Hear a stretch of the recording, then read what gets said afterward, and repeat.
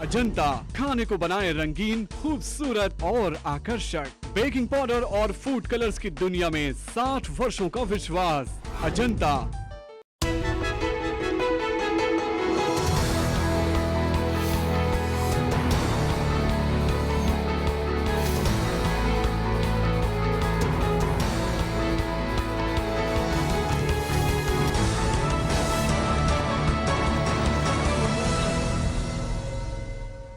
Break के बाद आपका स्वागत है। आइए आपको दिखाते हैं वैलेंटाइन डे पर रोमांस और फूलों का कारोबार।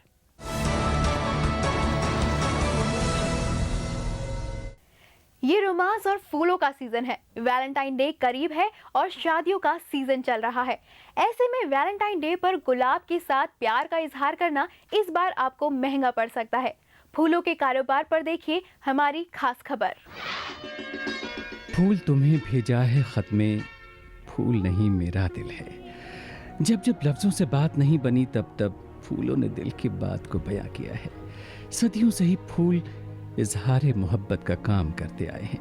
यही कारण है कि प्यार के इस मौसम में फूलों की मांग और कीमत दोनों ही बढ़ जाती है और ये उद्योग फूल की तरह ही खिल उठता है।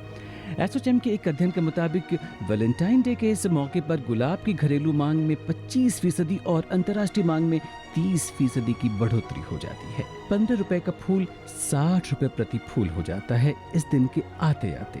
और भला हो भी क्यों ना, आखिर ये गुलाब होता भी तो प्रेम का प्रतीक है। वैलेंटाइन डे वाले दिन फूलों की बिक्री बहुत ज़्यादा होती है। लोग एक दूसरे को गुलाब देना बहुत पसंद करते हैं। इस दिन हमारा काम भी बहुत ज़्यादा होता है दुकान पे, बहुत आमदनी अच्छी हो जाती है हमारी। मतलब हमें टाइम नहीं मिलता और जैसे कि लोग एक दूसरे से प्यार करते हैं, वो गुलाब को देना बहुत अच्छा समझते हैं, इसलिए गुलाब बहुत ज़्यादा खरीदते हैं लोग। वर्तमान में भारतीय पुष्प उत्पादन उद्योग करीब 3,700 करोड़ रुपए का है, जो वैश्विक पुष्प उत्पादन उद्योग का 0.61% है। इस घरेलू उद्योग की हिस्सेदारी साल 2015 तक 0.89% होने की संभावना है, जो 8,000 करोड़ रुपए को पार कर जाएगा। हालांकि हमारे देश में फूल उद्योग अभी शुरुआती दौर में है, मगर इस कारोबार की महक आज महानगरों से लेकर छोटे शहरों तक फैल चुकी है और हर कोई हाथ में फूल लिए बस यही कह रहा है, दीवाना लेके आया है दिल का तराना। उसकी खुशी अब मेरी खुशी है दिल दीवाना, दीवाना लेके आया है दिल का तराना। हमेशा से ही भारत की कलाएं और हस्तशिल्प इसकी संस्कृति अभिव्यक्त करने का माध्यम रहे हैं। देश भर में प्रचलित कला के भिन्न भिन्न रूपों में जनजातीय कलाएं बहुत ही पारंपरिक और साधारण होने पर भी इतनी सजीव और प्रभावशाली हैं कि उनसे देश की समृद्ध विरासत का अनुमान स्वतः हो जाता है। आज हम आपको जनजातीय संस्कृति से रूबरू कराते हैं। दुनिया के हर हिस्से के जंगल एक से हैं और उनमें बसने वाले जनजातियों की दुनिया ही निराली है। जनजातियों की संस्कृति अलग अलग होने के बावजूद भी उन्हें देख देश की समृद्ध विरासत का अनुमान स्वतः हो जाता है। जनजातियों की इसी संस्कृति और विकास को महानगरों के लोगों से रूबरू कराने के लिए YMCA संस्था ने दिल्ली में जनजातीय संस्कृति महोत्सव का आयोजन किया। इस महोत्सव में जहां एक तरफ रंगारंग कार्यक्रम देखने को मिले, तो वहीं दूसरी ओर वहां उनके द्वारा बनाई गई शॉल, सूट, बैग और हस्तशिल्प उत्पादों की प्रदर्शनी ने भी जनजातीय जीवन का करीब से दर्शन कराया।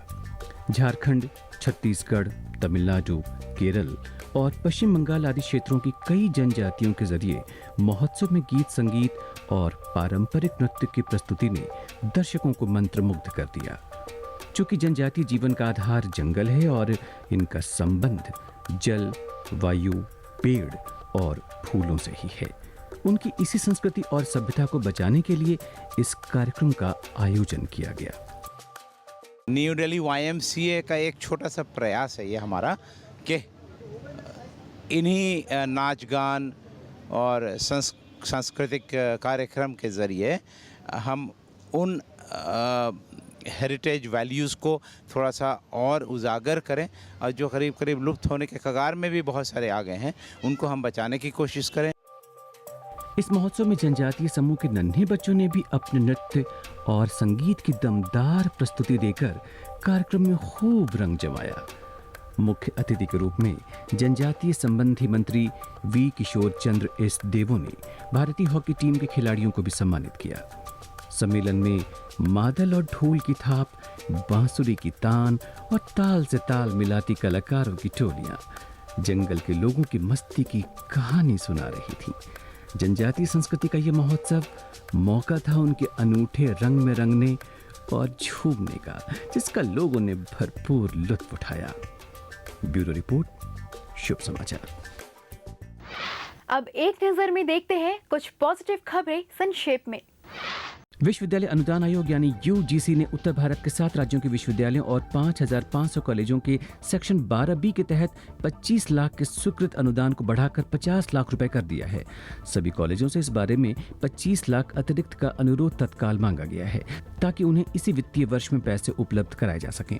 यूजीसी के नॉर्दर्न रीजनल कॉलेज ब्यूरो में उप सचिव ने उत्तर प्रदेश, हिमाचल प्रदेश, जम्मू और कश्मीर, पंजाब, हरियाणा और चंडीगढ़ में स्थित सभी विश्वविद्यालयों और कॉलेजों को पत्र भेजकर 11वीं पंचवर्षीय योजना के तहत विकास की मद में 25 की जगह 50 लाख रुपए का प्रस्ताव देने को कहा है।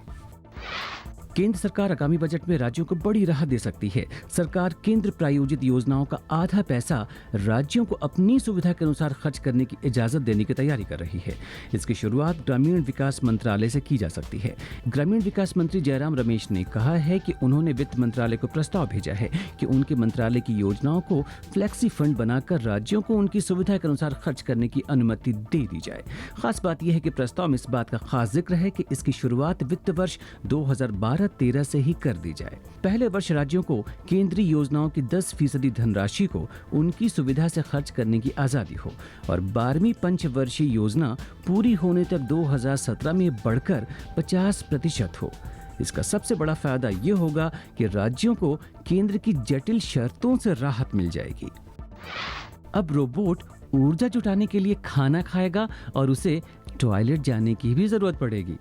इकोबोट 3 नाम का यह रोबोट अब अपना रूप ले चुका है। ये ऊर्जा जुटाने के लिए शर्करा युक्त भोजन करेगा। इसके साथ ही वो अपने सूक्ष्म माइक्रोब्स की मदद से भोज्य पदार्थ की शर्करा को ऊर्जा में तब्दील कर लेगा। एंड्रॉयड तकनीक के इस मशीनी रोबोट में बात करने, चलने के अलावा जीवित प्राणियों का अनूठा गुण होगा। यह खोज ब्रिस्टल यूनिवर्सिटी और ब्रिस्टल रोबोटिक्स लैबोरेटरी के वैज्ञानिकों ने की है।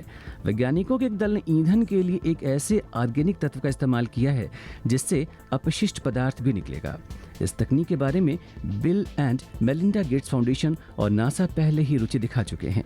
नासा इस तकनीक के रोबोट का इस्तेमाल मंगल ग्रह के लिए मानव मिशन के दौरान इंसानों की मदद के लिए करना चाहता है। संचार माध्यमों से सकारात्मकता के गुम होने पर चिंतित शुभ समाचार के प्रणेता माधवकांत मिश्र आप सभी से अपील करते हैं, जुड़िए शुभता के इस आंदोलन शुभ समाचार से और भेजिए अपने शुभ विचार और समाचार, जिसे हम दिखाएंगे आपके प्रिय बुलेटिन शुभ समाचार में। मित्रों, यह शुभ समाचार की यात्रा, यह शुभ समाचार का संकल्प, यह शुभ समाचार का रथ आपके सहयोग के बिना संभव नहीं है, क्योंकि आप ही हमारे मानदंड भी हैं, निर्णायक भी हैं और सहयात्री भी हैं। मैं दिशा चैनल देखने वाले किसी को भी दर्शक नहीं मानता, सहयात्री मानता हूँ। आप यात्रा में हमारे साथ हैं और आप सहयोग करेंगे इस शुभ समाचार को और लक्ष्य तक पहुँचाने में, क्योंकि हमारे सामने केवल एक ही वाक्य है, इस पथ का उद्देश्य नहीं है श्रांत भवन में टिक रहना, चलते जाना उस सीमा तक जिसके आगे राह नहीं। मित्रों, आपके सहयोग की हमें अपेक्षा रहेगी, प्रतीक्षा रहेगी और ये शुभ समाचार आपका है। इस शुभत्व की यात्रा में आप सबका पूरे विश्व का स्वागत है, आमंत्रण है। हमारा ये प्रयास कैसा लगा लिखेगा जरूर। आप अपनी प्रतिक्रिया और सुझाव हमें SMS कर सकते हैं।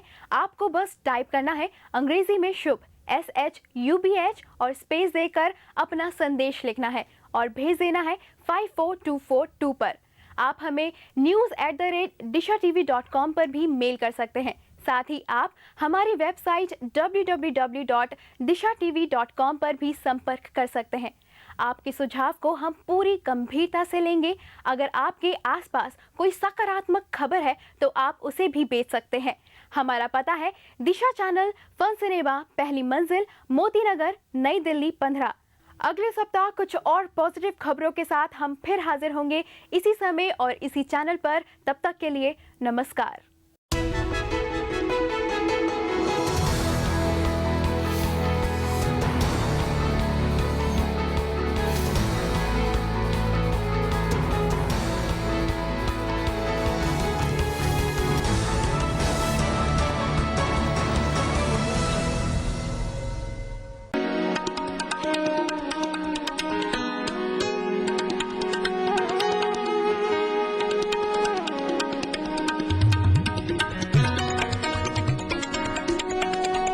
आप देख रहे हैं दिशा चैनल।